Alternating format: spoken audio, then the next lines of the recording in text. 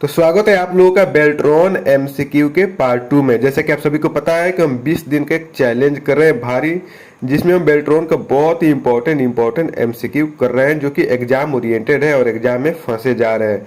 तो ये आज का हमारा दूसरा वीडियो है। अगर आपने पहला वीडियो नहीं देखा होगा तो जाकर के देख लेना। तो चलिए यहाँ से हम स्टार्ट करते हैं। तो ये हमारा पहला क्वेश्चन आपके कंप्यूटर स्क्रीन पे आ गया है। मैं आपको बता दूं कि यहाँ पे मैं आपको प्रैक्टिकल के साथ बताऊंगा, तो यहाँ पे कंफ्यूज होने वाली बात नहीं है। तो आप क्वेश्चन पढ़िए और वीडियो को रोक करके आप उसके आंसर भी दे सकते हैं। बहुत ही बेहतरीन क्वेश्चन है।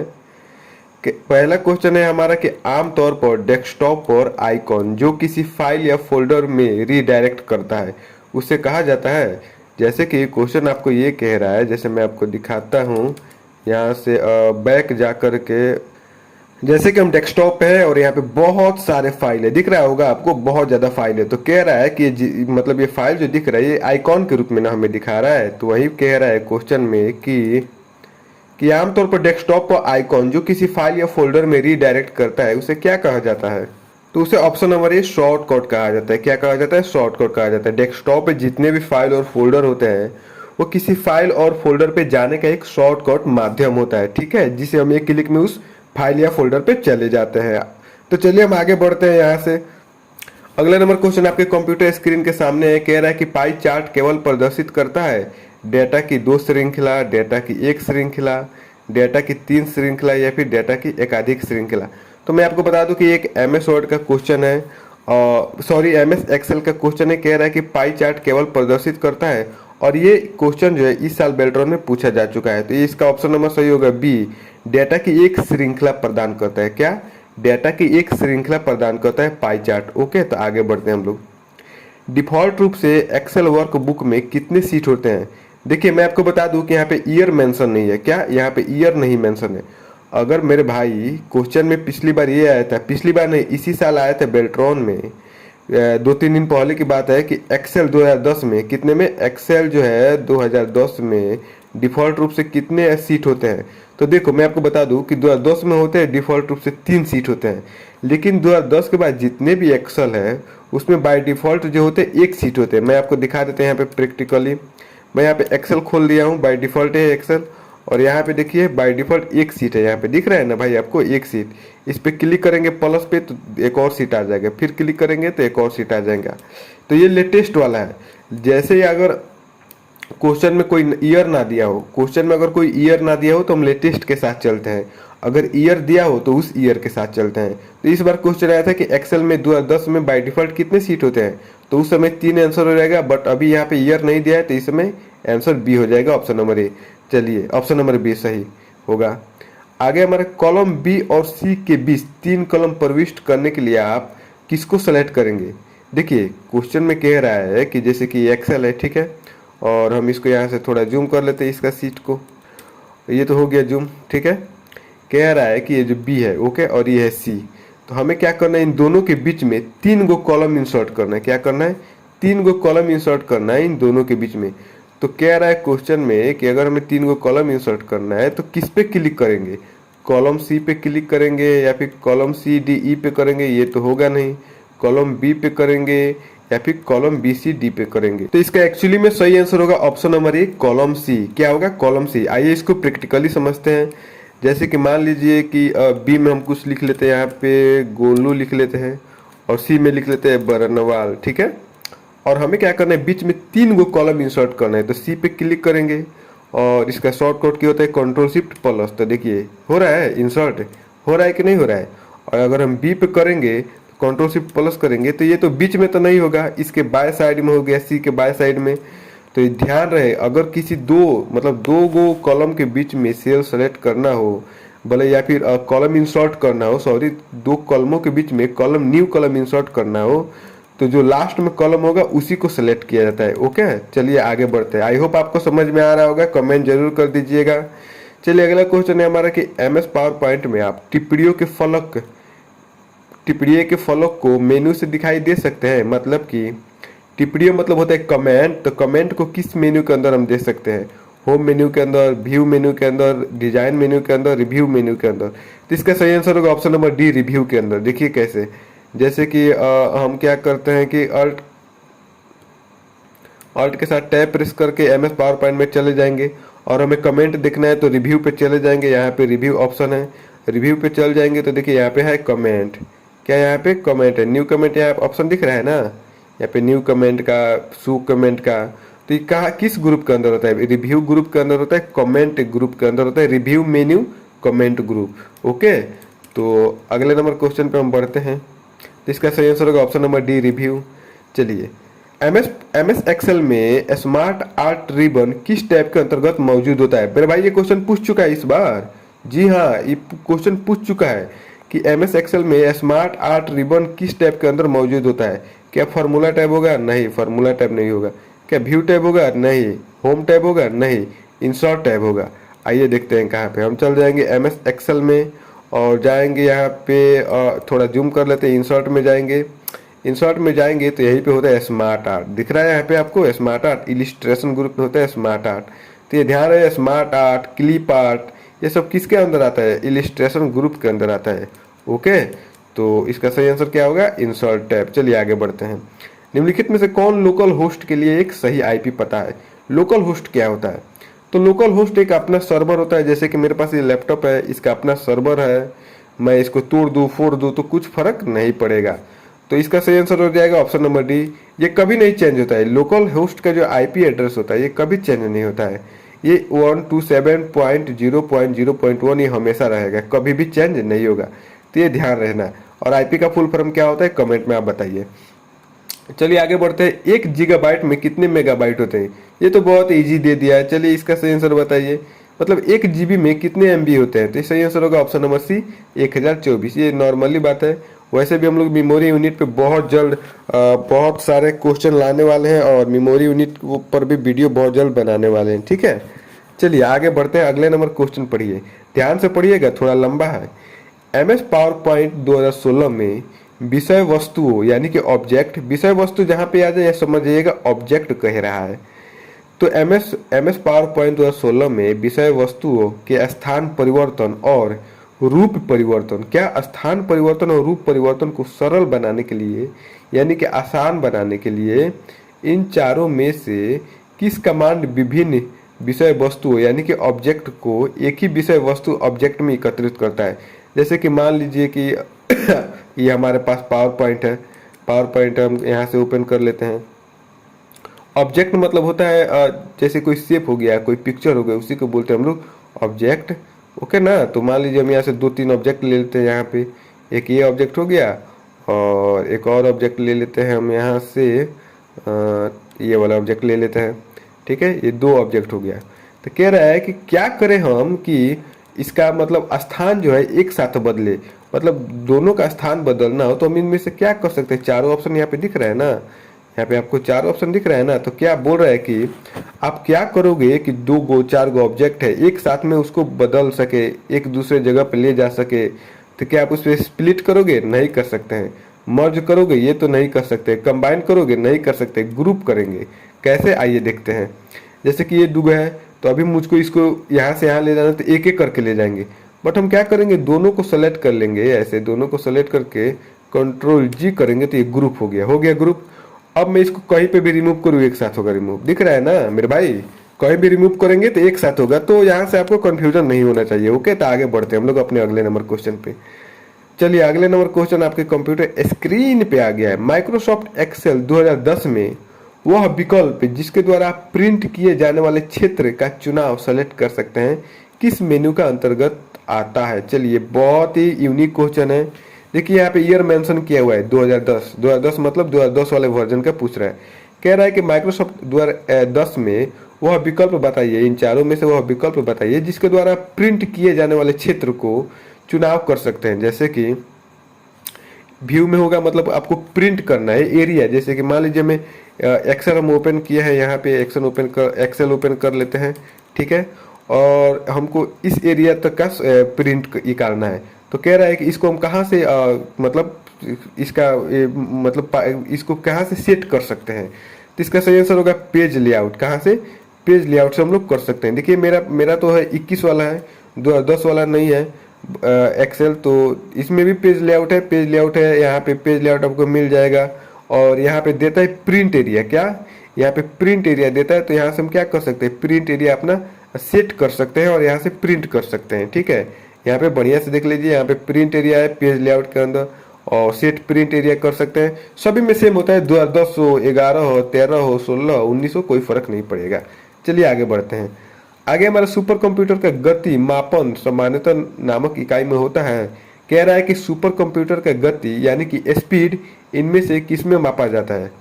जो नॉर्मल कंप्यूटर होता है उसका स्पीड तो हर्ज में मापा जाता है। आप सभी को पता है कि नॉर्मल कंप्यूटर का स्पीड किस में मापा जाता है, हर्ज में मापा जाता है।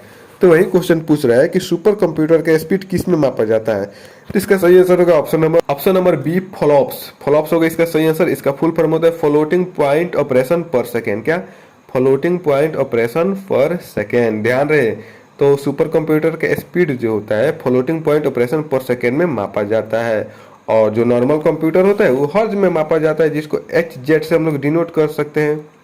और ये मिप्स क्या होता है, तो मिप्स का फुल फॉर्म होता है मिलियन इंस्ट्रक्शन पर सेकेंड। ये स्लोप्स दूसरा हो गया, गीगाबाइट तो दूसरा चीज हो गया। तो इसका सही आंसर होगा ऑप्शन नंबर बी। आगे बढ़ते हैं। चलिए, बहुत ही यूनिक क्वेश्चन है भाई साहब, बताइए।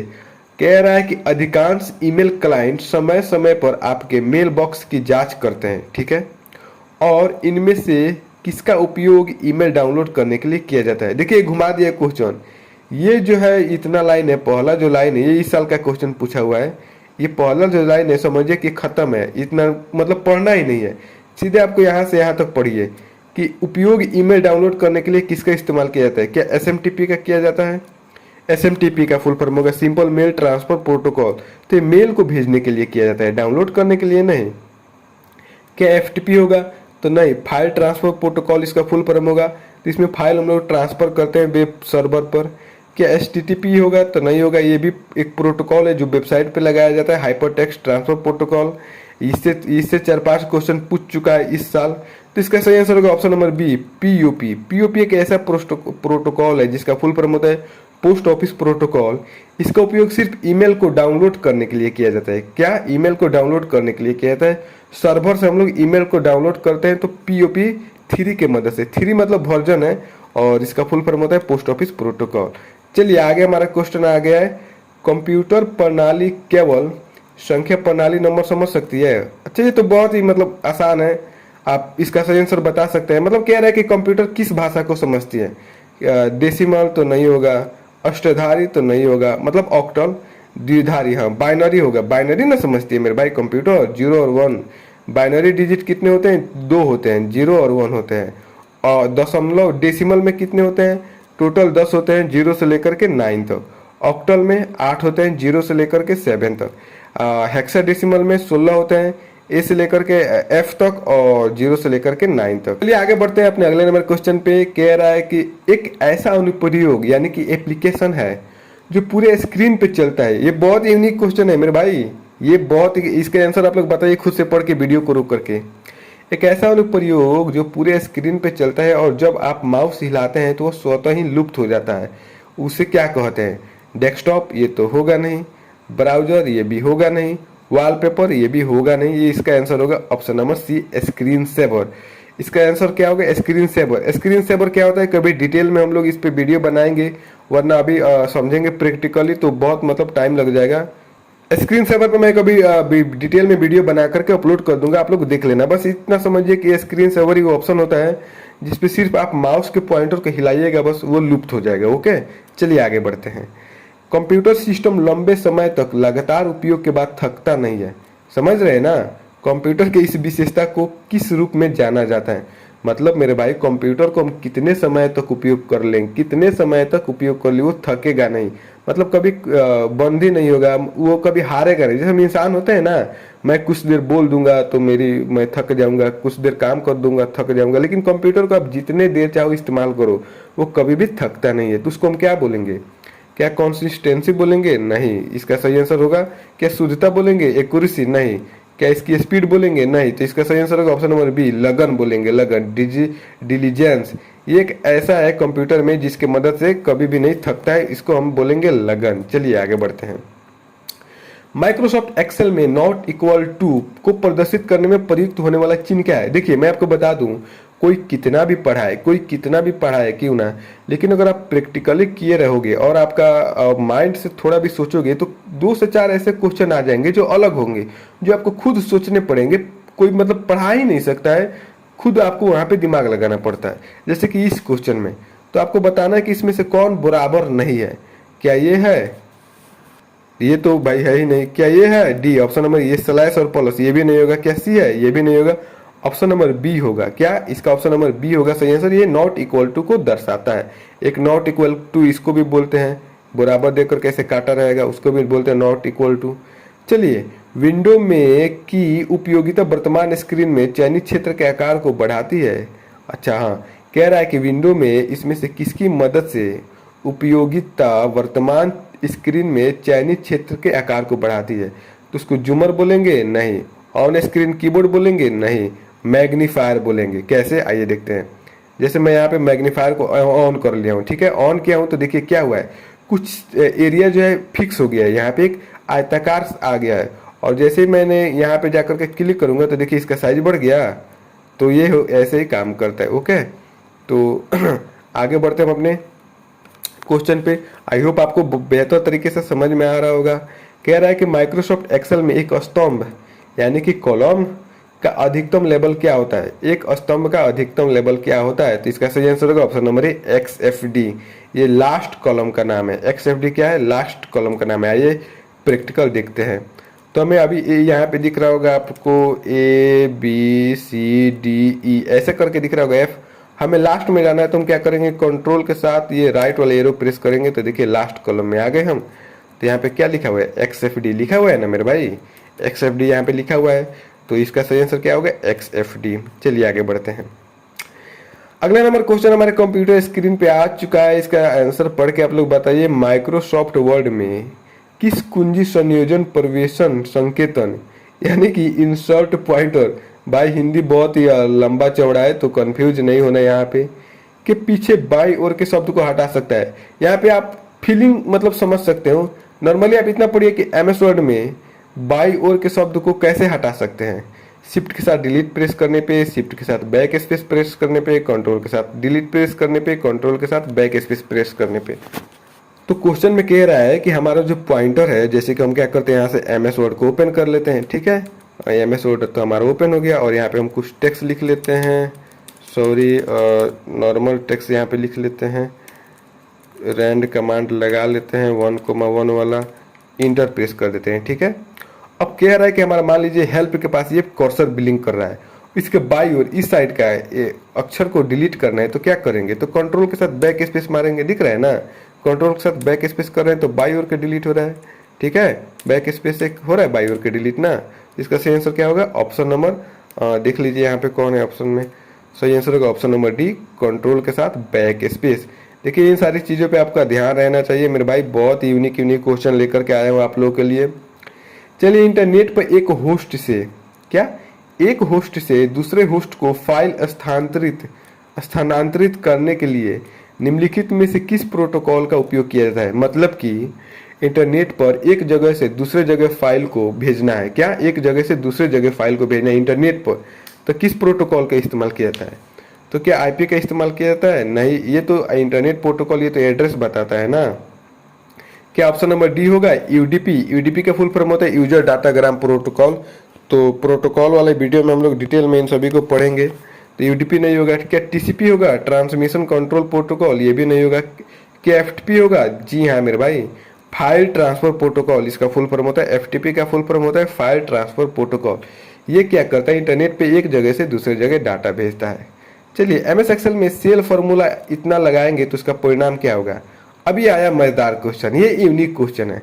कह रहा है कि MS एक्सेल में अगर हम ये फॉर्मूला लगाएंगे तो क्या परिणाम आएगा, 124 आएगा। तो चलिए देख लेते हैं। ऑल्ट के साथ टैब प्रेस करेंगे और हम चल जाएंगे एक्सेल में। और था यहाँ पे बराबर 16 कैप, उसके बाद क्या था भाई, नहीं 16 भाग बाटा 2 कैप 3 है। ओके, तो भागा कर देते हैं 2, ठीक है, कैप 3, इंटर प्रेस करेंगे तो देखिए 2 आया। 2 आया, कैसे आया ये देखते हैं। इसको मैथमेटिकल समझेंगे तो 16 को लिख लेंगे ऊपर, ऐसे हम क्या करेंगे 16 को ऊपर लिख लेंगे और 2 को लिख लेंगे नीचे और जैसे मान लीजिए अगर अगर क्वेश्चन में रहेगा जैसे 2 रहे और ऊपर कैप रहे, थोड़ा लिखने में प्रॉब्लम हो रहा है, मैं टच पैड लैपटॉप के टच पैड से लिख रहा हूँ तो एडजस्ट कर लीजिएगा, समझ जाइएगा। और ऐसे 3 लिखा हुआ हो तो समझिए 2 के पावर 3 बोल रहा है, क्या 2 के पावर 3 बोल रहा है। अगर क्वेश्चन में 1 लिखा हो और यहाँ पे कैप हो और यहाँ पे 4 हो, ठीक है, तो समझिएगा कि 1 के पावर क्या बोला है, वो 4 लिख रहा है, ठीक है। तो हम इसको क्या करते हैं, सबसे पहले तो इरेज कर लेते हैं ताकि हमको कुछ स्पेस मिल जाए। इरेजर इधर है भैया, हम इसको इरेज कर लेते हैं थोड़ा स्पेस मिलने के लिए, ठीक है। और यहाँ से हम क्या करते हैं, पेन ले लेते हैं। तो फिर यहाँ पे लिखा है 2 के पावर 3, यानी कि 2 कैप 3 लिखा है मेरे भाई, 2 कैप 3 लिखा है, यानी कि 2 के पावर हो गया ये 3। तो ऊपर हो गया 16, नीचे हो गया 2 के पावर 3, यही ना। तो 16 के क्या हो जाएगा, 16 के 16 हो जाएगा और नीचे क्या हो जाएगा, 2 के पावर 3 करेंगे तो 8 हो जाएगा। तो 8 से 16 को काटेंगे तो कितना आएगा भाई, 2 ही ना आएगा। इसलिए वहां पर रिजल्ट क्या आया था, 2 आया था। तो सही आंसर क्या होगा, 2 होगा। तो देखिए ये माइंड वाला क्वेश्चन है, ये सारी चीजें जो है आपको खुद से मतलब दिमाग में फिक्स करके आपको सॉल्व करनी पड़ती है, ओके। तो इस तरह के क्वेश्चन आपको जरूर देखने को मिलेंगे और पूछे भी जा रहे हैं। चलिए, एमएस वर्ड डॉक्यूमेंट में क्लिपबोर्ड कंटेंट को पेस्ट करने के लिए निम्नलिखित में से किस शॉर्टकट कुंजी का प्रयोग किया जाता है। देखिए नॉर्मली इस क्वेश्चन को अगर शॉर्ट में मैं बोलूँ तो इस क्वेश्चन का कहने का मतलब है कि पेस्ट करने का शॉर्टकट की बताओ, लेकिन इसने क्या किया है, क्वेश्चन को बहुत ज्यादा घुमा दिया है। कह रहा है कि एमएस वर्ड डॉक्यूमेंट में क्लिपबोर्ड कंटेंट को पेस्ट करने के लिए निम्नलिखित में से किस शॉर्टकट कुंजी का प्रयोग किया जाता है। तो सिंपल है, ऑप्शन नंबर ए होगा, कंट्रोल भी पेस्ट का शॉर्टकट की है। कंट्रोल जेड क्या करता है, ये अंडो करता है, यूएनडीओ। कंट्रोल सी क्या करता है, कॉपी करता है। कंट्रोल एक्स क्या करता है, कट करता है। सिंपल है, बस क्वेश्चन घुमा दिया है। तो आगे बढ़ते हैं। इंटरनेट में प्रत्येक कंप्यूटर की पहचान करने के लिए निम्नलिखित में से किसका उपयोग किया जाता है। मतलब कि इंटरनेट पे तो बहुत सारे कंप्यूटर जुड़े हुए हैं, अभी फिलहाल में लाखों करोड़ों अरबों अरबों तक के कंप्यूटर क्या है, जुड़े हुए हैं। तो वही कह रहा है कि उन कंप्यूटर की पहचान किसकी वजह से होती है। क्या इंटरनेट की एड्रेस से होती है, नहीं होती है मेरे भाई। इंटरनेट के कैसे ऐसे एड्रेस होगी। क्या लोकेशन एड्रेस होती है, नहीं होती है। कंप्यूटर का नाम से होता है, नहीं होता है। आईपी एड्रेस से होता है, इंटरनेट प्रोटोकॉल एड्रेस होता है, इसको बोलते हैं इंटरनेट प्रोटोकॉल एड्रेस। तो इसी से कंप्यूटर की पहचान होती है। कभी इसको डिटेल में हम लोग समझेंगे, अभी फिलहाल इतना ही समझिए और आगे बढ़ते हैं हम लोग अगले नंबर क्वेश्चन पे। एमएस वर्ड में टेक्स्ट की लाइन के ऊपर छोटे अक्षर अंकित करने के लिए निम्नलिखित में से किसका उपयोग किया जाता है। बहुत सिंपल है, क्वेश्चन घुमा दिया है। स्ट्राइक थ्रू होगा, ऑप्शन से पकड़िए आप लोग। क्वेश्चन अगर समझ में आए तो यहाँ पर ऑप्शन से पकड़ाएगा। स्ट्राइक थ्रू से होगा, नहीं ये तो बीच में से काटता है। सब स्क्रिप्ट होगा, ये तो होगा बट नीचे होगा, क्योंकि टेक्स्ट की लाइन के ऊपर पूछा है। क्या अंडरलाइन होगा, नहीं होगा। अंडरलाइन का शॉर्टकट के कंट्रोल ई होता है जो कि टेक्स्ट के नीचे अंडरलाइन करता है। क्या सुपर स्क्रिप्ट होगा, जी हाँ मेरे भाई, सही आंसर क्या होगा, सुपर स्क्रिप्ट होगा। इसका शॉर्टकट की क्या होता है, कंट्रोल शिफ्ट और प्लस। चलिए देखिए सुपर स्क्रिप्ट कैसे काम करता है। जैसे कि हमको क्या करना है, यहाँ पे थोड़ा और बड़ा कर लेते हैं। यहाँ पे लिख लेते हैं हम ए स्क्वायर। स्क्वायर को क्या करना है, ऊपर भेजना है। क्या करना है, स्क्वायर को ऊपर भेजना है। तो इसको सेलेक्ट करके कंट्रोल शिफ्ट प्लस करेंगे तो देखिए ऊपर चला गया। चलिए अगले नंबर क्वेश्चन पे हम बढ़ते हैं। यहाँ पे अगला नंबर क्वेश्चन है हमारा, एमएस एक्सेल की वर्कशीट में निम्नलिखित में से कौन एक कॉलम और एक रो के इंटरसेक्शन को संदर्भित करता है। मतलब कि एक ये कॉलम है और एक रो है, ठीक है। एक ये कॉलम हो गया, एक रो हो गया, तो बीच में क्या बना, सेल ही ना बना एमएस एक्सेल में। तो उसे वर्क बुक बोलेंगे, नहीं सेल बोलेंगे। सेल बोलेंगे मेरे भाई, सेल बोलेंगे। फार्मूला बार और नेम बॉक्स तो दूसरा चीज हो गया। आइए देखते हैं, फार्मूला बार इसको बोलते हैं। ये जो दिख रहा है यहाँ पे दिख रहा है, यहाँ पे ये जो एरिया जिसमें हम टाइप कर रहे हैं अभी फिलहाल गोलू बर्नवा लिखे, इसको बोलते हैं फार्मूला बार। और ये सेल का नाम दिखा रहा है यहाँ पे, ये वाला हिस्सा, इसको बोलते हैं हम क्या, नेम बॉक्स बोलते हैं, ओके। तो आई होप आपको समझ में आ रहा होगा। चलिए आगे बढ़ते हैं अपने अगले नंबर क्वेश्चन पे। अगला नंबर क्वेश्चन है हमारा, एमएस वर्ड में पहले से मौजूद डॉक फाइल को खोलने के लिए निम्नलिखित में से किस कीबोर्ड शॉर्टकट का उपयोग किया जाता है। तो इसका सही आंसर होगा कंट्रोल ओ। कंट्रोल ओ से ही डॉक्यूमेंट फाइल को खोल सकते हैं। डॉक मतलब डॉक्यूमेंट फाइल मेरे भाई, कंफ्यूज यहाँ पे कर रहा है आपको, सीधे पूछ रहा है। क्वेश्चन का मतलब है कि किसी फाइल को खोलने का शॉर्टकट की बताइए आप, बस घुमा दिया यहाँ पे क्वेश्चन, इसीलिए कि ताकि कंफ्यूज हो जाए लोग, ओके। चलिए आगे बढ़ते हैं। वर्ल्ड वाइड वेब का आविष्कार किसने किया था। बहुत ही अमेजिंग और unique question. World Wide web का आविष्कार किसने किया था? इस बार ये क्वेश्चन पूछ चुका है, इस बार के एग्जाम में बेल्ट्रॉन का जो अभी चल रहा है ना, इस बार ये क्या किया क्वेश्चन पूछ दिया है। इसका सही आंसर होगा option number A, Tim Berners-Lee.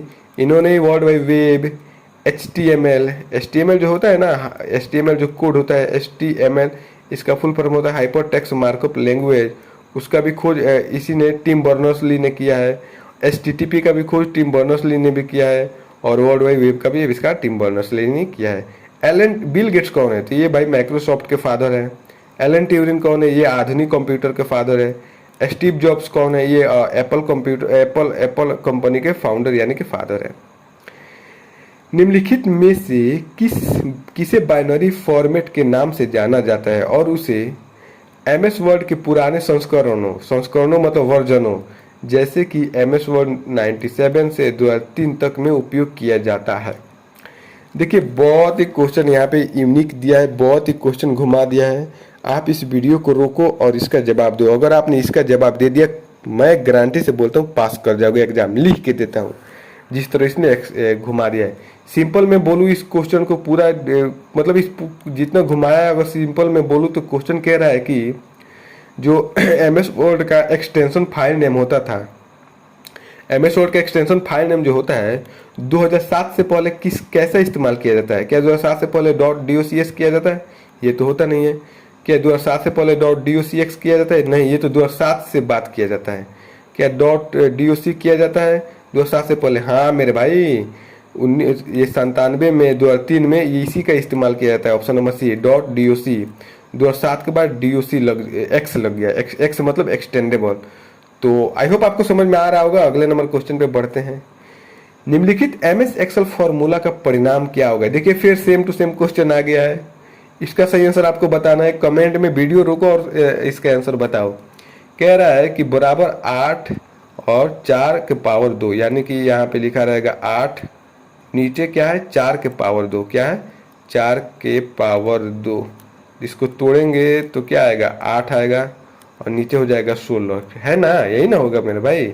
ये तो 2 सेकंड का है। इसको काटेंगे तो क्या आएगा, यानी कि 1/2 आएगा। तो 1/2 देखो तो आंसर में कही 0, 4 arrow B, option number B सही होगा। 1/2 को दशमलव में करेंगे तो 0.5 ही ना आएगा मेरे भाई। कितना आएगा 0.5 आएगा। चलिए अगले नंबर क्वेश्चन पे बढ़ते हैं और ये इतना हमारा क्वेश्चन खत्म। वीडियो पसंद आए तो अपने दोस्तों के साथ शेयर जरूर कीजिएगा। कमेंट में जरूर बताइएगा कितने आपने सही मारा है। धन्यवाद।